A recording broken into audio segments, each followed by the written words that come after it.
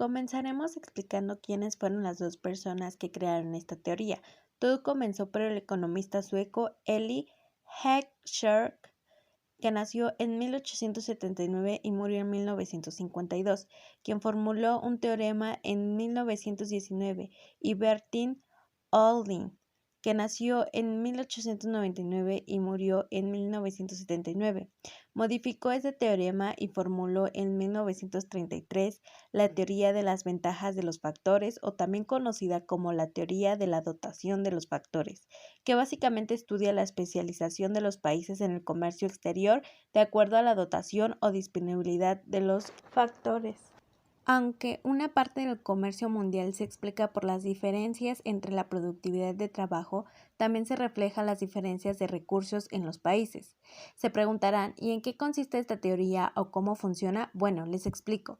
La teoría de Heckscher-Ohlin demuestra que la ventaja comparativa está determinada por la interacción entre los recursos de un país, la relativa abundancia de los factores de producción y la tecnología.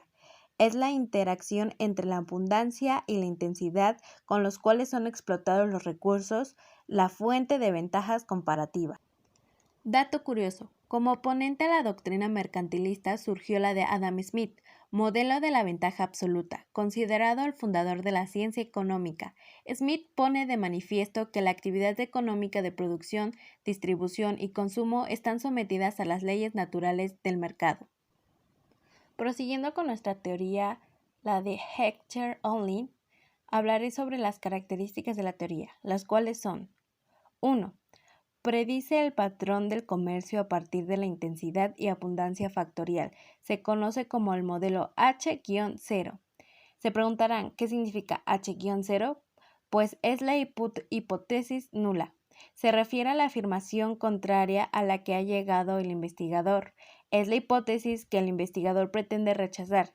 Si tiene la evidencia suficiente para ello, podrá probar que lo contrario es cierto. Por lo tanto, la hipótesis nula es una suposición que se utiliza para negar o afirmar un suceso en relación a alguna o algunos parámetros de una población o muestra.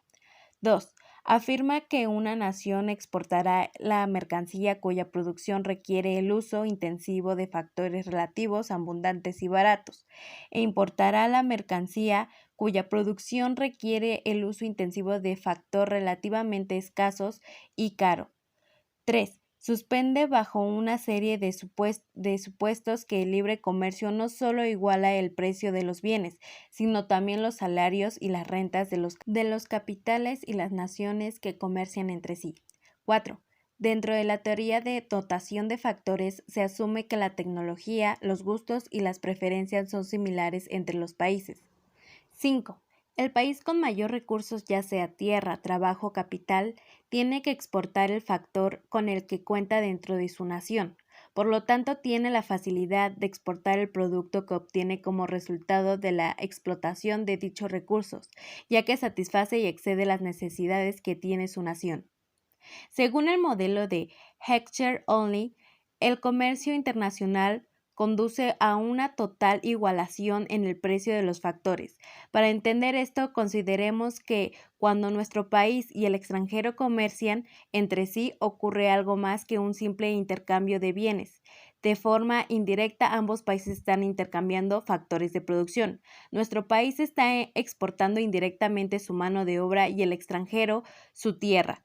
Bajo este enfoque se observa de forma simple la igualación de precios de los factores. Sin embargo, en realidad esto no ocurre porque existe un rango elevado entre los salarios de los países. Enseguida mencionaré 3 hipótesis nulas que tenían los dos autores.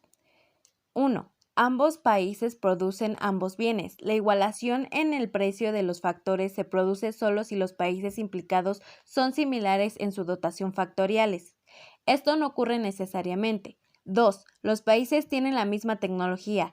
Esta aseveración no se mantiene si los países cuentan con las tecnologías diferentes en su producción. 3. El comercio iguala realmente el precio de los bienes en los países. En el mundo real, esto no ocurre si consideramos las barreras comerciales como aranceles, cuotas, subsidios, entre otras.